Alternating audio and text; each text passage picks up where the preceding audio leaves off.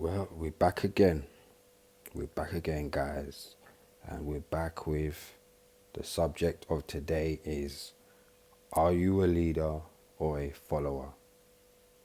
Ask yourself, which one are you? Now, me, personally, I will say I'm a leader, a natural born leader. I always was a leader. I've never been a follower. But don't get me wrong. Let me correct that. I was a follower for a short time, a very short time, because it all goes back to, childhood. It's a big time in your life. You don't realize, a lot of people don't realize your childhood molds the person you're going to become. I would say from the age of maybe 12 when puberty hits till about 21, you're still changing after 21, but you're going through so many changes. It's just it's just so rapid.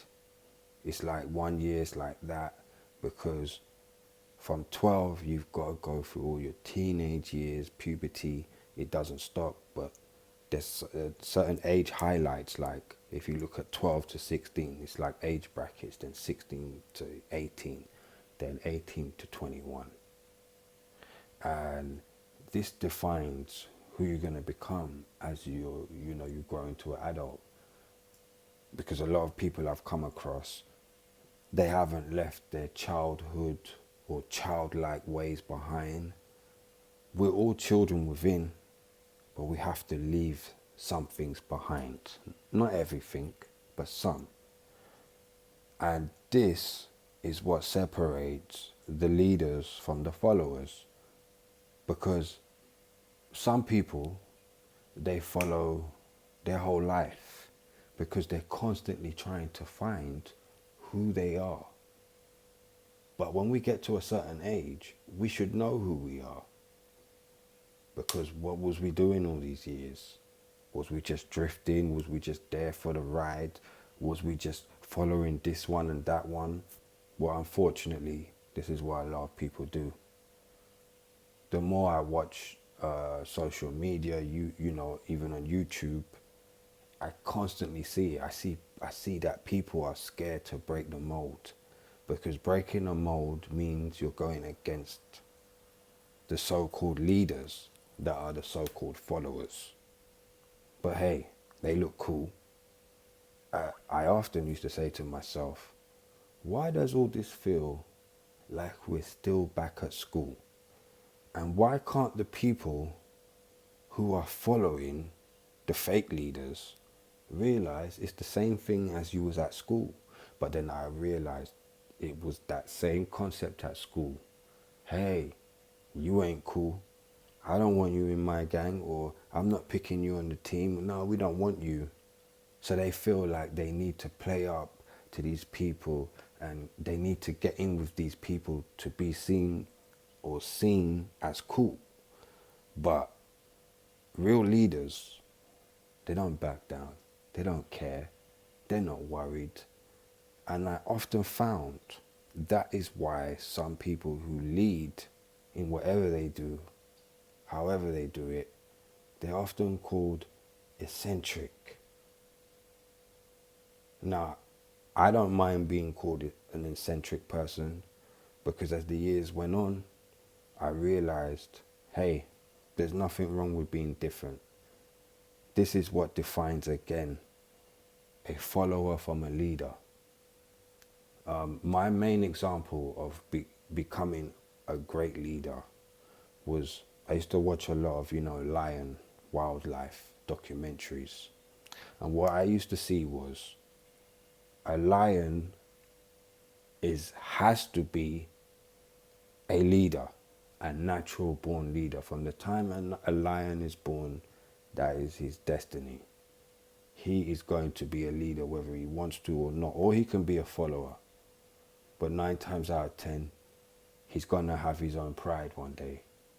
And having his own pride is a lot of responsibility. That's a lot of weight on his shoulders. He's responsible for keeping that pride alive, keeping them going. He may look like he lies around all day and he doesn't do anything, but we've all seen the documentaries. When the lion needs to do what he needs to do, he does what he needs to do. And that's what makes him an effective leader. That's what makes the lionesses understand this lion is a leader, because he's leading by example. Sometimes you'll see in the documentaries, maybe 3 of them come against him. He may survive, he may not, but he's gonna die trying. Why? Because he's a leader. He's got a big responsibility. He's got others who are depending on him. If he falls weak, the pride is gone to the other lion or lions. So he's constantly in threat. And a real leader doesn't wait for things to happen. He squashes it, or he, she, whatever you want. He squashes it before it happens, or while he can see. This is how I see leaders. Leaders can see things that others can't, maybe miles away. And sometimes, like, let's go back to humans now. Let's get away from the animals. Don't want to get too into that.